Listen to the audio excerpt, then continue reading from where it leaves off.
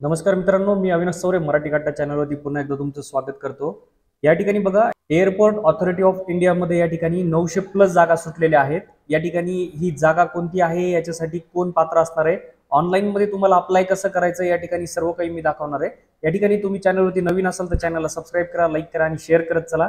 चला तर स्टार्ट करूया आजचा व्हिडिओ। तर मित्रांनो, या ठिकाणी बघा, एअरपोर्ट ऑथॉरिटी ऑफ इंडिया मध्ये या ठिकाणी 900 प्लस जागा सुटलेल्या आहेत। आपण या ठिकाणी पूर्ण ॲडव्हर्टाइज बघत आहोत। या ठिकाणी recruitment of junior executive through GATE 2023, GATE 2024 आणि गेट 2025। ज्या विद्यार्थ्यांनी या ठिकाणी बघा गेटची एक्झाम दिलेली आहे, त्यांचं या ठिकाणी 23 मधली असेल, 24 मधली असेल किंवा 25 मधली असेल तर ते याच्यासाठी इलिजिबल आहेत। लक्षात घ्या, तुम्हाला गेटची एक्झाम जर दिली असेल तुम्ही भरू शकता। ज्युनियर एक्झिक्युटिव्हची या ठिकाणी जागा निघलेली आहे, तेही या ठिकाणी एअरपोर्ट ऑथॉरिटी ऑफ इंडिया। ठीक आहे, मार्क कमी जास्त असू शकतात, परंतु नक्की ट्राय करा। यामध्ये बघा ॲडव्हर्टाइजमेंट क्रमांक दिलेला आहे, तुम्हाला खाली यायचं आहे। आपल्याला या ठिकाणी ऑफिशियल वेबसाईट दिलेली आहे, याच्यावरती जाऊनच आपल्याला सर्व काही ऑनलाईन मध्ये रजिस्ट्रेशन करायचं आहे। तुमचा ऑनलाईन मध्ये जो फॉर्म आहे तो याच वेबसाईटवरून या ठिकाणी भरला जाणार आहे। त्याच्यामुळे www.aai.aero ही वेबसाईट या ठिकाणी तुम्ही लक्षात ठेवा। त्यानंतर बघा, वॅकन्सीज आणि रिझर्वेशन संदर्भात आपण बघूया। खाली यायचंय तुम्हाला। या ठिकाणी बघा, पोस्ट कोड, पोस्ट नेम दिलंय, नंबर ऑफ वॅकन्सीज रिझर्वेशन नुसार या ठिकाणी दिलेले आहे। टोटल आपण बघून घेऊया। तर या ठिकाणी बघा, ज्युनियर एक्झिक्युटिव्ह मध्ये पहिलं जे पद आहे ते ज्युनियर एक्झिक्युटिव्हचीच सगळे पद आहेत। याच्यामध्ये आर्किटेक्चरचं पहिलं पद आहे। टोटल जे जागा आहेत ते 11 आहे। ऑदरला 4 आहेत, या ठिकाणी ओबीसीला 4, एससी 2, एसटीला 1 आणि या ठिकाणी included with in the total PWBD म्हणजे जे दिव्यांगांमध्ये येतात त्यांच्यासाठी या ठिकाणी जागा दिलेल्या आहेत। त्यानंतर सेकंड पद आहे ज्युनियर एक्झिक्युटिव्ह इंजिनियर सिव्हिलचं। ठीक आहे, 199 जागा आहेत, 83 ऑदरला आहेत ओपन मधून, ईडब्ल्यूएस मध्ये 17 जागा आहेत, ओबीसी साठी 51 आहेत, एससी ला 31, एसटी ला 17 आहेत आणि बी ला 6 आहेत, सी ला 3 आणि या ठिकाणी डी आणि ई मध्ये या ठिकाणी 12 आहेत। तर तिसरं जे पद आहे त्यामध्ये या ठिकाणी ज्युनियर एक्झिक्युटिव्ह इंजिनियर इलेक्ट्रिकल साठी आहे, इलेक्ट्रिकल ब्रँच साठी आहे। 208 जागा आहेत टोटल, या ठिकाणी खूप मोठा आकडा आहे।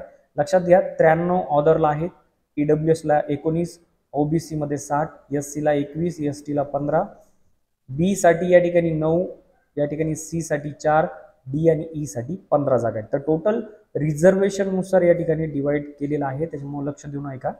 4 नंबरचं जे पद आहे ज्युनियर एक्झिक्युटिव्ह इलेक्ट्रॉनिक साठी आहे, 527 सगळ्यात जास्त बघा इलेक्ट्रॉनिक्स डिपार्टमेंटला या ठिकाणी ऑपॉर्च्युनिटी आहे, कारण एअर इंडिया ऑथॉरिटीमध्ये जे आहे इंजिनिअरिंगशी रिलेटेड या ठिकाणी जागा निघतात, तर सगळ्यात जास्त त्याच्या आहेत। 215 जागाच फक्त ऑदरमध्ये आहेत, म्हणजे ओपनला खूप मोठी ऑपॉर्च्युनिटी आहे। 52 जागा ईडब्ल्यूएस, ओबीसीला एनसीएल लागतं नॉन क्रिमिलियर मध्ये, तर त्यांना 142 जागा आहेत। एससी ला या ठिकाणी 79 जागा आहेत, एसटी ला 39 आहेत आणि या ठिकाणी सी मध्ये फक्त 15 जागा आहेत। तर टोटल या ठिकाणी 527 जागा दिलेल्या आहेत। त्यानंतर लास्ट आहे junior executive information technology IT sector साठी आहे, त्यामध्ये 31 जागा आहेत। तर 15 ऑदर मध्ये, 3 ईडब्ल्यूएस, 7 ओबीसी, 4 एससी, 2 एसटी आणि 10 ए मध्ये आणि शेवटी डी आणि ई साठी 2 जागा आहेत। तर टोटल मिळून या ठिकाणी जे जागा आहेत ते 900 प्लस आहेत। या ठिकाणी बघा खाली ॲब्रिव्हिएशन्स दिलेले आहेत, ते यूज होणार आहेत। खाली बघा या ठिकाणी सुटेबल कॅटेगरीज आणि त्याचे बेंचमार्क डिसेबिलिटीज दिलेले आहेत। या ठिकाणी कोणत्या पदासाठी फंक्शनल रिक्वायरमेंट आहेत त्यांचे या ठिकाणी जे आहेत शॉर्ट फॉर्म दिलेले आहेत तुम्हाला, आणि त्यानंतर खाली लॉंग फॉर्म दिलेले आहेत, त्या विद्यार्थी त्यासाठी पात्र असतील। ठीक आहे, तर तुम्हाला व्यवस्थितरित्या या ठिकाणी ॲब्रिव्हिएशन दिले, चेक करून घ्यायचंय। या ठिकाणी बघा मेन आहे, त्याच्यानंतर एज्युकेशनल क्वालिफिकेशन आणि एक्सपिरियन्स। आता आपण जागा बघितल्या, पण त्यासाठी काय लागतंय, तर पहिलं जे आर्किटेक्चर आहे त्याच्यामध्ये डिग्री पाहिजे आर्किटेक्ट मध्ये किंवा रजिस्टर पाहिजे काउन्सिल ऑफ आर्किटेक्ट मध्ये। या ठिकाणी गेटचे जे टेस्ट पेपर आहेत किंवा पेपर कोड आहेत ते architecture and planning GATE paper code AR दिला पाहिजे। 23, 24 आणि 25 करस्पॉन्डिंग गेट इयर, म्हणजे ज्यांनी गेटचा पेपर दिलेला आहे 23 मध्ये दिला असेल, 24 मध्ये दिला असेल आणि 25 मध्ये, ते याच्यासाठी आहेत क्वालिफाय, इलिजिबल आहेत यासाठी फॉर्म भरायला, तर ते भरू शकतात। सेकंड पद आहे सिव्हिल इंजिनियरचं, या ठिकाणी बॅचलर डिग्री लागतंय टेक्नॉलॉजी इन सिव्हिल इंजिनिअरिंग। ठीक आहे, या ठिकाणी सेम आहे सिव्हिल इंजिनिअरचा गेट पेपर कोड, पण सीई पेपर कोडचा अर्थ आहे सीई म्हणजे सिव्हिल इंजिनियर। ठीक आहे, आर्किटेक्चरचा AR आहे, तर पेपर कोड त्याचा शॉर्ट फॉर्म आहे। या ठिकाणी 3 नंबरचा ज्युनियर एक्झिक्युटिव्ह इंजिनियर इलेक्ट्रिकलला आहे, डिग्रीज लागतं। या ठिकाणी पेपर कोड EE आहे, सेम क्रायटेरिया आहे. 4 नंबरचं बघा, ज्युनियर इंजिनियर इलेक्ट्रॉनिक्सला सुद्धा डिग्री लागते. Telecommunication electrical with specialisation in electronics, ते इलेक्ट्रिकलचं सुद्धा दिलंय त्यांनी. या ठिकाणी EC हे त्याचा पेपर कोड आहे गेटचा, आणि 23, 24, 25 पण लागते. यामध्ये 5 नंबरचं आहे इन्फॉर्मेशन टेक्नॉलॉजी, याच्यात सुद्धा ग्रॅज्युएशन तुमचं लागते. मास्टर्स कम्प्युटर ऍप्लिकेशन MCA जर असेल ऑर मध्ये दिलंय तर MCA सुद्धा ज्याचा असेल ते यासाठी इलिजिबल आहे. या ठिकाणी सेम क्रायटेरिया. तर एज्युकेशन तुम्ही चेक करून घ्या या ठिकाणी. त्यानंतर एज लिमिट दिलेला आहे रिलॅक्सेशन, तर 27 वर्षापर्यंत तुम्हाला या ठिकाणी मॅक्सिमम तुम्ही फॉर्म भरू शकता, ही गोष्ट लक्षात घ्या. या ठिकाणी एज लिमिट बघा 5 वर्ष SC ST ला, OBC ला 3 वर्षाचं दिलेलं आहे. या ठिकाणी तुम्ही ते बघून घ्यायचे सर्व काही. त्यानंतर खाली यायचं इम्पॉर्टंट डेट दिलेले आहेत तुम्हाला या ठिकाणी महत्वाच्या.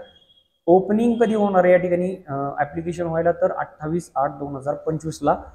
क्लोजिंग डेट ऑनलाईनची 27/9, जवळपास 1 महिन्याचा तुम्हाला टाइम दिलेला आहे त्यांनी. आणि जे व्हेरिफिकेशन आहे शेड्यूलचं ते या वेबसाईटवरती होणार आहे.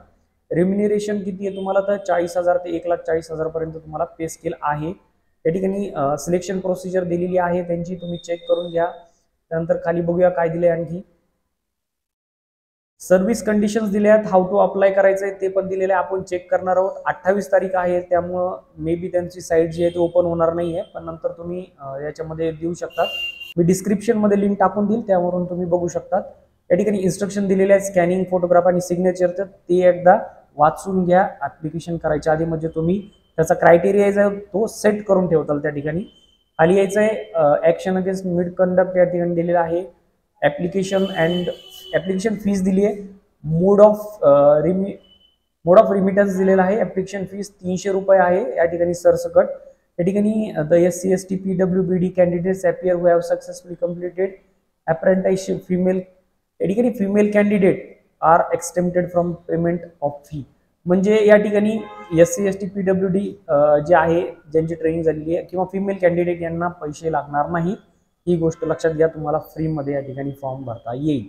ठीक आहे, तर अशा प्रकारे हे सगळे इन्स्ट्रक्शन्स आहेत, तुम्ही चेक करून घ्यायचे.